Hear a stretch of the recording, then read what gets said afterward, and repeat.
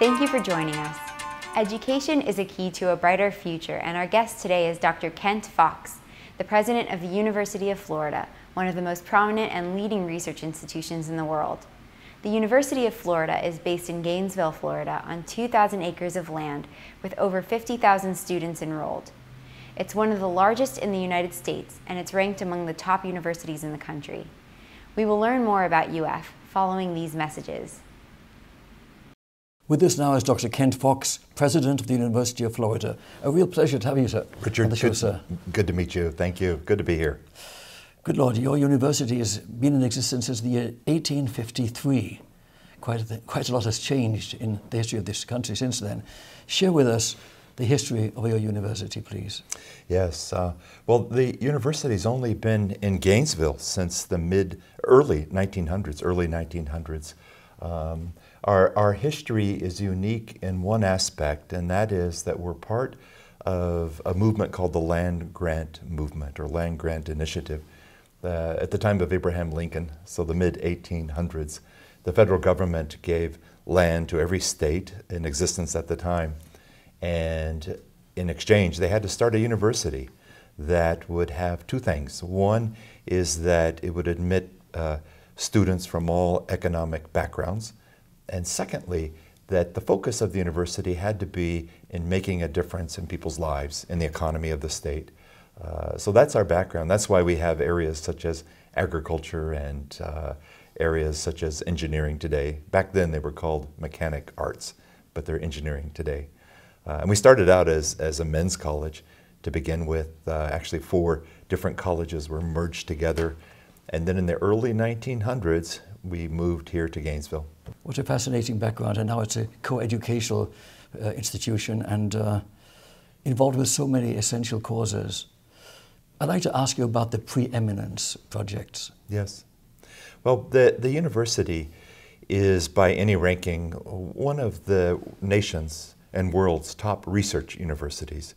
We take great pride in our undergrad education and how much of a focus we put on delivering just the spectacular education for students at the undergrad level. But we're also very unique in the expanse and the intensity of our research enterprise. And that makes us, just in terms of honors our faculty get and the size of the scholarship and research that they're engaged in, quite unique in the nation. But you know, we're in the state of Florida, that's now number 3 in population, and we want to be thought of very simply as one of the top 3 universities in the nation from a public perspective, and from a private or public perspective, one of the nation's very, very, very best research-intensive universities. We're close to that already, but we have a ways to go. So the Preeminence Initiative is our way of describing those ambitions that we want to be thought of broadly, universally, as one of the handful of very best universities in the nation. We're in that group of maybe 2 handfuls. We want to be in that 1 handful, which is a very, very special group. There are over 4,000 colleges and universities in the higher ed spectrum around the nation. So to be in that very top group already is quite special, but we have ambitions for the future as well. And that's the Preeminence Initiative. A phrase I heard mentioned on campus is Gator Girls. Please share with our audience what that means. Oh, that's a great phrase. I love that. It's tied back to this land grant roots or heritage that we have. The idea is that we want our students and our faculty, our alumni, to think beyond themselves, to think even beyond the university, and think about the good of the community that they live in, study in, to think about ways that they can make a positive difference in their community, and maybe even in society broadly, or the entire planet. This morning, I went to an event that was the first of its type on campus. It was called the Great Event, and we invited all, it was run by the students. The students invited all undergrads on campus to come together out on one of our large plazas and then to distribute themselves across the community in work projects for the community, the Great Event. And so I spoke briefly, our student body president spoke briefly, the mayor of Gainesville spoke, as well as Coach Steve Spurrier, a coach from previous years that's now back on campus. And then we sent these students out to do good things. That describes that's a way of defining that phrase of doing good. And obviously we are the Florida Gators. How do you see the challenges in the academic world at this time? There are a number of challenges. I always first just dwell on the great privilege we all have to be in a university or institution of higher education. And we have to remember that great blessing that we have to be with students, to be with great faculty and employees, and an institution that will endure for centuries and centuries. But there are always challenges as well, and particularly if you want to be stronger and better and make a larger difference in the world, you have these great ambitions, and so one challenge you have is getting the resources that you need.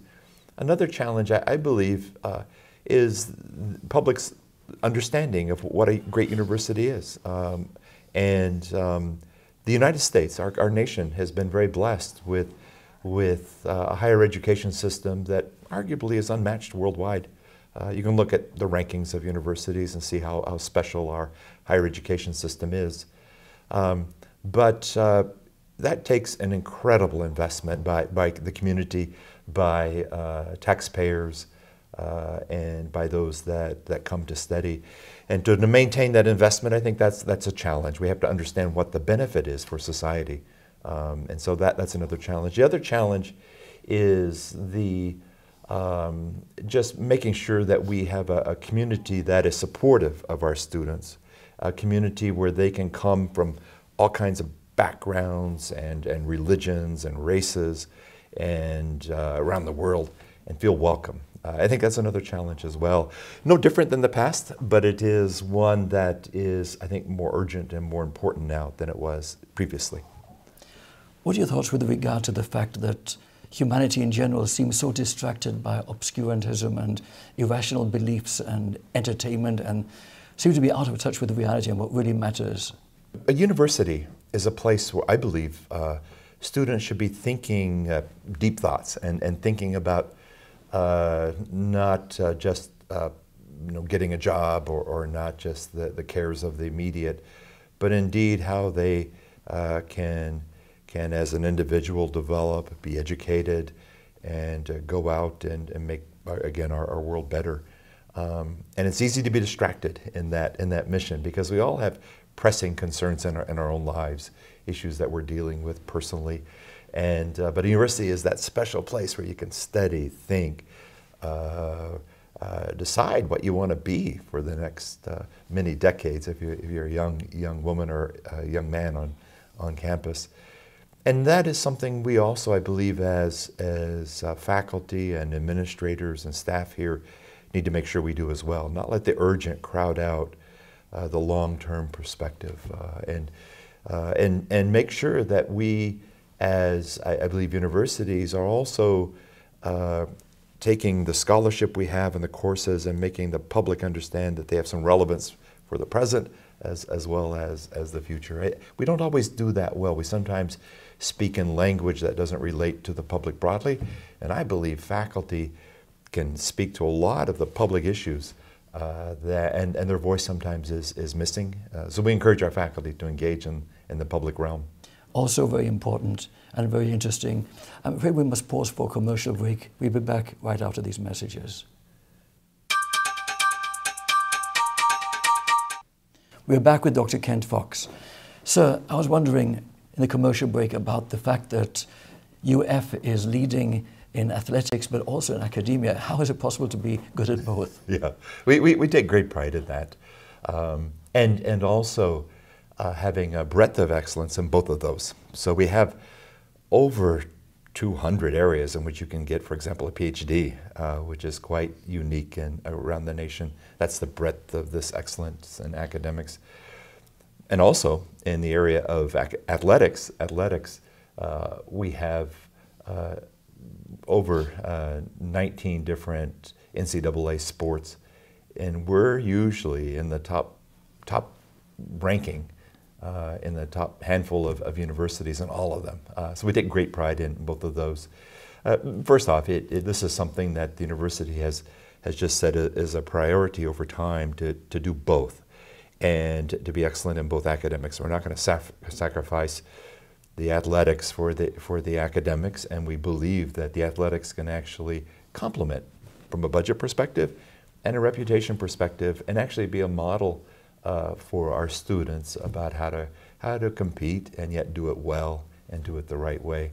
So it's just part of our tradition. We've had, great leadership in the past that I've had the fortunate blessing over the past 2+ years in inheriting and working to continue that in both areas, in the athletics and the academics. For me, it's a great opportunity to go to, for example, to a athletic event on campus and be engaged with the community and the alumni and the students, but then also, because they know that I'm a faculty member at heart, make sure they know that they need to excel in the academics just as we do in the athletics. Yeah, that obviously is the case. How significant is athletics in various universities such as this with regard to the importance that it brings financially?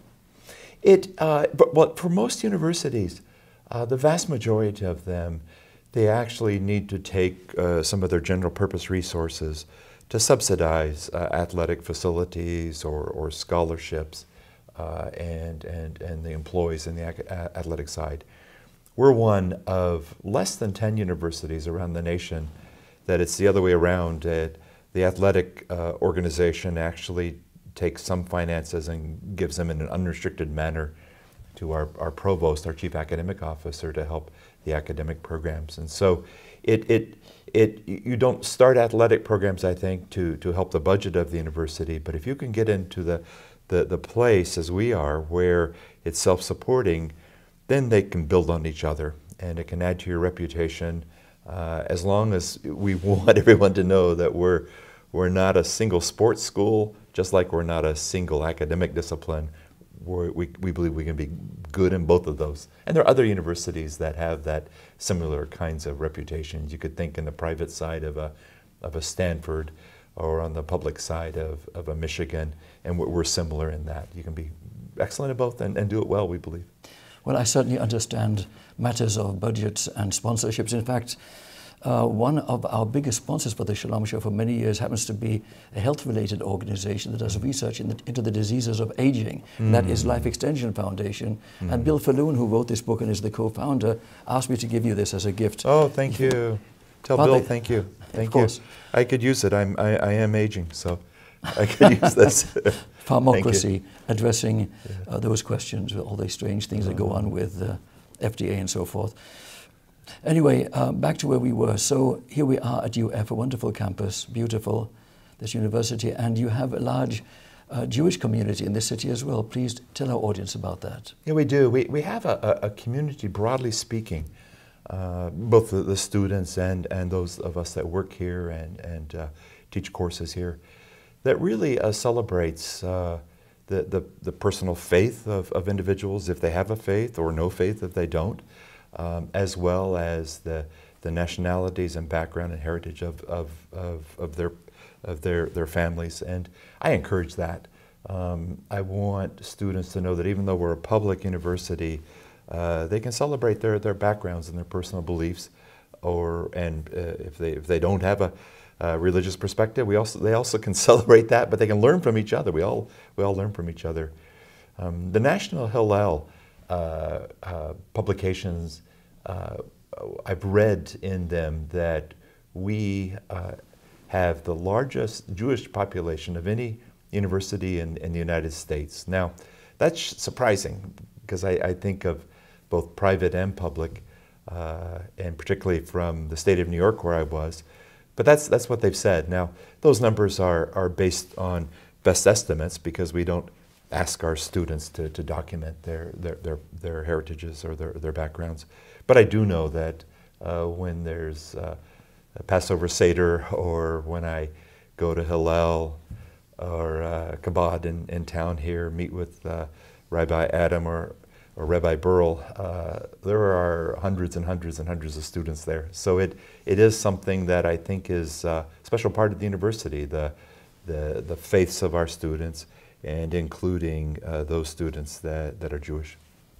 How do you see the question of academic freedom and what we hear occasionally with regard to conflict on different campuses with people maybe overreacting or promoting their views in a less civilized manner than we'd hope they would? I think it's one of the issues that all of us in higher education are really wrestling with right now. We really are, because we don't want messages of hate to come on our campus, and our campuses to be platforms where people can say things about other people that are truly hateful and hurting.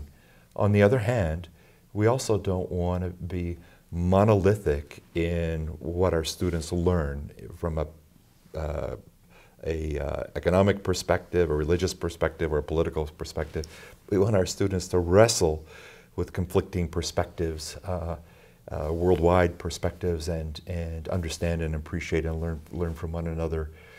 And as a public university, we have a special responsibility, and that is that we have a lot of physical public spaces where individuals from any background are allowed to come without getting permission in advance, and they have total freedom of speech, as long as they do not break a state or federal law.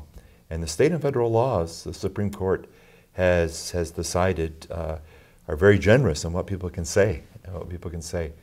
Now we have the right to, at the same time, protest what they're saying if it's hateful, or we have the right to ignore them. But there is that responsibility, and we wrestle with that, because I have frequent letters from students who would like me to have our university police ban individuals who come on campus that are making racial statements, or we've had examples of others that will bring symbols on campus that are hurtful to people. But we cannot ban them, but we can overwhelm them with a voice that's positive. And we had a great example of that. We had an individual on campus who was wearing he was from off campus, and he just came from out of town. He was wearing a coat that had a swastika on it. He came to campus 2 days. The second day, we had a Holocaust remembrance, and there were about 300 of individuals there for that remembrance. And the first day, this other individual, people didn't know how to interact with him. They were surrounding him, people were yelling at him, etc. Second day, they left him alone, and we had our Holocaust remembrance with music and different people speaking. I spoke. This other individual was by himself. He just left, and we had our important remembrance. And I think that's the right way to respond. Speaking of Holocaust remembrance, in your view, why is it essential for neither Jew nor Gentile to be permitted to forget the atrocities perpetrated by Nazi Germany during World War II, not only against Jewish people, but many other people? Millions of others were murdered as well. Why do we need to learn and remember? You know, there is this saying that I totally endorse, that if we don't learn from the past, we're likely going to repeat the past in the future. And that was an instance, I believe, where society broadly just gradually got trapped into not overthrowing Hitler and stopping those atrocities. And it's, for some, the remembrance is very personal. They have a mother or a father, and we have a number of our faculty that have family members that were part of the Holocaust. For them, it's a personal remembrance. For those of others like myself that weren't personally affected, I can still learn from it, and I can support my colleagues. And I believe that's the case with all incidents of terror. It's painful to remember them. We don't celebrate them, but by remembering them, we're learning from it, and we're more likely than not to repeat it in some other context. So that, to me, is just so important, and particularly for young people that did not experience those times personally. The memories kind of fade, and if you don't have a purposeful remembrance, they don't quite have the understanding. But if they have that annual remembrance, there comes an understanding that can be passed on from one generation to another. I myself am the son of Holocaust survivors and absolutely echo your views on that. On a more positive note, let's talk about plans for the future and where UF is headed. Yes. Well, again, I just feel so blessed to be a part of this community. Such an exceptional university. We're doing things that may sound simple, but they're just so important for our future. We're hiring a large number of faculty that'll help with the education of our students, even more so than in the future than today. We're focusing on taking this really beautiful campus and even making it more beautiful, renewing some of our historic buildings, adding some very special new buildings, both for the education and the scholarship research purpose. And then we're partnering on a very local level with our city to make the city of Gainesville a world-class city where young people and those more older, like and senior myself, want to come and live. And so that, to me, just gives us a lot of things to work on, but a lot of optimism and excitement about the future of this university. Kent, before we conclude this conversation, what final message would you like to share with our audience? Well, again, I have a soft spot in my heart for universities and college students, and they are such special institutions in our nation and around the world. And I just encourage the audience, no matter where you live and no matter what your background is, to support the colleges and the universities in your area. They are the places that where young people come and their lives are changed by what they learn and what they learn that will then impact not just themselves, but their families and the communities that they're going to live in for many decades in the future. So I urge our viewers to support the colleges and universities in your communities. Thank you. So it's been a real privilege. Thank you so very much. Thanks, Richard. I'll be right back. Human age reversal. We may be there already. Human studies are now ready to begin to confirm meaningful reversal of pathological aging processes. These clinical trials aim to alter older humans so that they function as much younger individuals. Even modest success will result in a paradigm shift that will impart enormous societal benefits, such as sparing Medicare from insolvency. Life extension is not standing idle while 5,000 Americans die each day from age-related illnesses. Joining us are physician scientists who want to hurry up these technologies to keep people from aging to death. While life extension is pushing these projects forward, we need financial help to ensure these studies are carried through to fruition. You can support this research by making a tax-deductible donation to Life Extension Society. All donations will be used to fund age reversal research. Join us on this essential mission. This brings us to the end of our special show from On Location at UF in Gainesville, Florida. Thank you for being with us.